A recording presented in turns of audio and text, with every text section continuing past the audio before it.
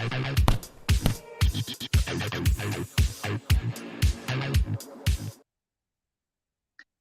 boxing fans around the world. Thank you for joining me once again here on Talkin Fight for another episode of Boxing News Today, courtesy of our friends from across boxing247.com.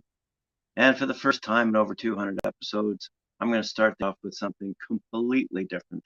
The headline says, 4 lessons poker can teach boxers. I can only read this. It's good, but it requires reading. My apologies. The first thing that comes to mind when people think of boxing is probably fearless fighters battling each other in a ring with sweat, blood, and bruises. While this might be true at first glance, boxers also spend a lot of time developing their minds to overcome mental barriers. It may surprise you to find out that there are some similarities between battling in a ring and engaging in a poker table. Although both sports make use of vastly different skills, at the end of the day, they require the same thing: mental toughness. Read on to learn about some of the lessons boxers can learn from playing poker. Here we go. Number 1, poker teaches you how to develop patience. Fair enough. Number 2, poker teaches the value of practice. And I guess that might fit into the category practice makes perfect. By the way, there are astounding paragraphs that follow each one of these subheadlines. I encourage you to visit boxing247.com and fully read the extent of these lessons. Number 3, poker teaches mental fortitude. Number 4, poker teaches the importance of networking. I am going to read this paragraph. Thanks to the internet, more than 100 million people worldwide play poker. Building a strong network in poker means you can stay updated on all the big events, news, and players. In the same way, boxers need a strong network to speak to their fans, gain higher approval ratings, sell tickets, and connect with the millions of sports enthusiasts watching boxing. Connecting to fans on social media like Facebook or Twitter can increase a boxer's or poker players' chances of gaining sponsorships and selling tickets, making them more visible on the boxing circuit. This is even more important for fledgling boxers as they navigate small hall shows in the infancy of their careers. In conclusion, boxing and poker are 2 sports that attract millions of enthusiasts around the world. Although they may seem different, the classic card game can teach boxers a skill or two that they can apply to their own sports. After all, most athletes and players are in it to win. Great insights. All right, let's move along to big fight coming up this weekend. Joyce versus Christian Hammer. My money's on Joyce. The fighting cast is set for Saturday's high-stakes card at the OVO Arena, gathered today at Wembley for the final press call before blows are traded live on BT Sports. Joyce and Christian Hammer, Jason Cunningham and Zolanda Tete, plus Mark Chamberlain and Mark Vidal fielded the questions, and a selection of quotes from the media are posted here on this site, boxing247.com. And I will ignore Frank Warren. I will go direct to Joyce. He's had a great training camp, yada, yada. I'm not going to put any pressure on myself by predicting rounds.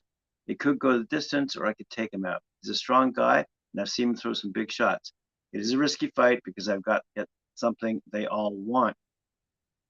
In my experience, things don't always happen as you plan, so when I'm in training, I just get myself into the best possible place and look to improve. Obviously, I was preparing for Parker, but I just made the adjustments, and I have got experience to deliver myself to victory on Saturday night. To which Christian Hammer responded, "It's my 4th time here, and I'm really happy to get the chance to fight with Joyce. I'm really looking forward to it. I'm feeling very well, and I'm in good shape. This is a big chance for me, and I will give everything. I haven't come here only for travel. Last time against Sanchez, I received the contract only 2 days before. I was there on holiday. They asked me to fight, and I took the chance. For this fight, I have prepared really well, and I want to show everyone a good fight." Going back to that betting comment, maybe Christian Hammer has a chance. All right. Let me quick read here on what Jason Cunningham had to say. It's a very big fight for him. It's the next level, phenomenal fight with respect to what he's done in the past. He's an intriguing. People are questioning what Maloney is going to turn up. We'll find out on Saturday night, and I'm excited myself, ready and prepared to put everything on the line. I believe it's my time. I'm on the run of my life, and he doesn't want to underestimate me. Solana Tete, for his part, said, I'm definitely looking to chop Jason down. I'm not going to take anything away from him as he has worked his way up. I fought the best fighters in the world, and I believe Jason is on his way up to this level. I am sharper and stronger than I've ever been. I can't wait for the fight to show you this against Jason Cunningham. I've got more power than I have ever had. Wow. Some great quotes, and you can find out a few more things that were said at that press conference, as I said, taking place at OVO Arena, Wembley. The fight is July 2nd, which will be in roughly 24 hours. Alrighty, let's move along to Australia. Australian mayhem Jason Maloney has landed himself at the #1 spot in the latest World Boxing Council and World Boxing Organization's ratings. So WBC and WBO, with the hopes of a world title shot being imminent. In recent times, a former foe of Maloney, the pound-for-pound star Naya Anui, put on a masterclass performance against the legendary Filipino Nonito Daner, unifying the WBA, IBF, and WBC world titles. Whereas next for Inui remains to be seen. However, Maloney does want to hang around for the world title, as he gave his assessment on his future prospects. He said, I've been in with Inui. He really is a pound for pound superstar. Not many people get near him, even when he moves up in weight. I can't see anyone beating him right now. I'm delighted to be ranked at #1 in the WBC and WBO, and I thank you to my team. Tony Tolish, top rank, and of course, massive thank you to the presidents, Mr. Suleiman of WBC, along with Mr. Varkarcel, for ranking me as their #1 bantamweight. It's a great honor to be ranked #1 by the WBC and WBO. I'm really very excited for what holds for my future. I'm just thinking out loud and saying it is common for sanctioned fight to create another world champion when there's a unified champion who's stepping into those mega fights. If that was the case, I'd love to fight for the world title next, but I'll leave it to my team to make the right moves for me. Maloney also sits at the number position in the WBO ratings, with England's Paul Butler holding the WBO world title. Maloney discussed a possible showdown with Butler, we mentioned the other day. He said, I'd love to fight Paul Butler. I respect Paul, he's a very good fighter, but I win that fight every day of the week, and boxing world knows that. If that fight can be made, that's great. I wouldn't stand in the way of four-belt unification. Of course, I respect the sport, but if Inui Butler can't be made, I'll happily fight Butler next. I've shown I'll travel to fight anyone. I fought Emmanuel Rodriguez in Orlando. I fought Inui in Vegas. It doesn't bother me. A ring is a ring. If Butler's team can facilitate the fight and don't choose to fight Inui, name the place, I'll be there. If Top Rank facilitates it, I'll fight on the moon. If Bob Arum tells me to, I will be Australia's next world champion. Fair enough. All righty, let's move along to Jakarta, Indonesia. Our fight is taking place at the Barley Sabina. That's taking place today, as a matter of fact. And it's for the vacant UBO International Light Flyweight title. Weighing in were Silem Sarang and Frankie Rohai. Sarang 106 pounds, Rohai 108 pounds. These guys are Indonesian rivals, and they'll square off for a third time today, as I said, in Jakarta, with the winner crowned as the UBO International Light Flyweight Champion. Rohai won their first encounter in 2017, while Sarang gained revenge when he was declared the winner of a close rematch last November by split decision. Now it's time to settle the score. None of them can boast glossy records, but both are former Indonesian national champions who have proven their worth in championship fights against outstanding opponents. Promoted by Gustiantiri Alandi, the highly anticipated rubber match will be one of the featured bouts of the MPRO, the Evolution Fight Series, headlined by former IBO and IBA world champion Duad Sinyo Jordan. And that's sanctioned by the Indonesian Professional Boxing Commission, IPBC. Right on. Good stuff. Good to see it's happening. And these make look like the fell, I was going to say.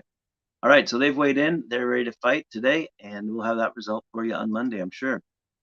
The undercard on the Chris Billam-Smith and Isaiah Chamberlain fight has been announced. This is the one taking place at the Bournemouth International Centre in England on 30th of July. It's called, I'll just read this because I love these adjectives. The huge domestic clash between Chris Billam-Smith and Isaiah Chamberlain at the Bournemouth International Centre on 30th July will headline a card featuring two 2020 Olympic Games medalists, one of the most explosive finishers in British boxing, and a rising star tipped as a future great. Aren't they all? Ben Benzo Whitaker, who won silver at the latest Olympics, is now crossing over into the professional ranks with a stated intention of becoming the greatest British boxer of all time. Will launch his professional career against solid opposition in the experienced County Durham fighter Greg the Real Deal O'Neill. Testament to Whitaker's confidence in himself, he has elected to make his professional debut in a 6-round fight, skipping the traditional 4-round entry level. Coached by Sugar Hill Stewart, who also trains Tyson Fury, the big-hitting Midlander is lauded as one of the most exciting prospects in the world. We did enjoy his fights, by the way, during those Olympics and commented quite often on his results. Fellow medalist Fraser Clark, who, as we know, is undefeated, he has one knockout, who captained Team GB at the 2020 Olympics and won a bronze medal, returns to the ring for his second professional outing, following his stunning first-round stoppage win on the undercard of the Khan versus Brook fight back in February. The Burton-based Big Phrase heads to Bournemouth in search of a second similarly emphatic finish as he takes the next step on his journey towards conquering the domestic heavyweight scene. Southampton knockout sensation Joe Pigford, who's 19-0, by the way, 18 knockouts, makes the short journey on the M27 to Bournemouth with his fanatical fans. He's looking to put on another devastating performance before returning home with his first championship title in his bag. Thunderous puncher Pigford holds a 95% knockout ratio and is on an unbroken 16 knockout run. Wow. In Bournemouth, he will challenge for the vacant WBO European Super Welterweight Championship and will take a huge step closer to world title contention if he wins. Hard-hitting Scottish prospect John Doherty, who's 12-1, looks to make a big statement against the undefeated Manchester-based Brazilian puncher Diego Costa, who's 8-0, in an exciting shootout that is sure to deliver drama. Another 2020 Team GB Olympian, Caroline Dubois, who's 2-0, continues on her career following her powerful first-round stoppage of Martina Horgans last time out and faces experienced Tanzanian Happy Dowdy over 6 rounds. Undefeated cruiserweight puncher Mikhail Lawal, 15-0, looks for his 16th career win and possible 10th stoppage as he continues a journey that has taken him from homeless teenage gang member to the top tier of the British cruiserweight rankings. Well, congratulations to Mikhail. It's good stuff. One half of boxing's hottest sibling talents, Hasim Azim, who's 3-0, will also look to extend his unbeaten record after watching younger brother Adam capture his first championship title last week in Coventry with a blistering first-round stompage. Welterweight Hassan will be looking to display his own awesome firepower, following on from his first-round knockout win in March. Completing the card is a huge popular all-action Bournemouth fighter, Lee Fowler, 10-1. He has ended his last 3 fights inside 2 rounds, with his most recent victory winning him the Southern Area Super Welterweight title. Wow, good stuff. Careers of our friends at Boxer. That's boxxer.com. Ernesto Mercado returns August 25th to the ring at the Hangar in Costa Mesa. His opponent is to be announced later, but let's have a quick read through here. The future of the lightweight division and surging undefeated prospect Ernesto Mercado, 6-0, 6 knockouts, returns on August 25th at the Hangar at the OC Fair and Event Center in Costa Mesa, California. The card will be promoted by Roy Engelbrecht Promotions and Mercado's opponent to be named later. He said, "I've stopped my last opponent same number of rounds as Keyshawn Davis did, but mine was more impressive. Now I'm going to continue being the most feared lightweight when I fight on August 25th. I am tired of all these entitled fighters, people who don't want to fight, just talk. I'm here to force these guys into these fights and bring the pride back into boxing. I'm here to expose all of them. See what else he says. I want all the big fighters, Keyshawn Davis, and especially Shakur Stevenson. I see flaws in all of them. I'm hoping I can go longer than 2 rounds in this upcoming fight, but honestly, I doubt it. At this level, these guys won't be able to handle my power. I'm just glad for the opportunity and the chance to entertain my fans. Concludes with this. I want the best opponents possible, so naturally now fighting in 8-round bouts because I need to be tested. I have a very good team with my father. I know we've been best positioned moving forward. I'm hungry to show the world my talent. I'm working my way towards fighting for a regional title by the end of this year. 2 quick stories to conclude our show today. Liam Beefy Smith has signed with Boxer, BOXXER. He's 31-3-1, by the way. And he's out of Liverpool. He's got 18 knockouts, and he aims to become a 2-time world champion following the signing of a multi-fight agreement with Boxer. The former WBO World Super Welterweight champ has forged formidable reputations, now on the cusp of challenging for his 2nd world title under the Boxer and Sky Sports banners. Good for him. Keep in mind, he has faced Canelo Alvarez, so he's on that kind of light path. Finally, Gully Hallar signs with BCB Promotions. And myself, I'm not familiar with Gully, but here we go. BCB Promotions are delighted to announce the signing of Gully Hallar. The Wolverhampton boxer will be trained by Richie Carter at Wolverhampton Boxing Club and managed by Errol Johnson's Black Country Boxing outfit. Hallar, who will box at featherweight, has enjoyed a number of fights in his amateur career and is currently senior elite seeded number 2 in the country. After reaching the semifinals of the elites this year, a disappointing decision has led to the Powers' decision to try his hand in the paid ranks. I can't wait to get going, he said. From a young age, I've always believed that be something special in the sport of boxing. I've always had the will and the mindset to be one of the greats. Self-belief is key, and you can get anywhere in life. I'm willing to put it all on the line to be the best. Good for him. Let's have a quick. His trainer Richie Carter had this to say: he's a really exciting prospect. He will be the first ever professional Punjabi boxer to come out of Wolverhampton. He's very confident and he trains very hard. I personally think he will go all the way because his boxing suited the pro game. When we took him to spar Adam Azim, the McGiggans were very impressed with him. Even though he's nearly a stone lighter, I can't really wait to see how this one unfolds. Well, there you go, boxing fans. All the news fit print today. Thank you very much for joining me here on Talkin' Fight. You will see you later on. It's Friday. We'll see you later on at 4 p.m. and then 7 p.m. for the Friday night panel. 4 p.m. at Knuckle Up with Mike Bohr and Cedric Van. Remember to like, share, subscribe, hit that notification bell, and we'll see you later on. Cheers.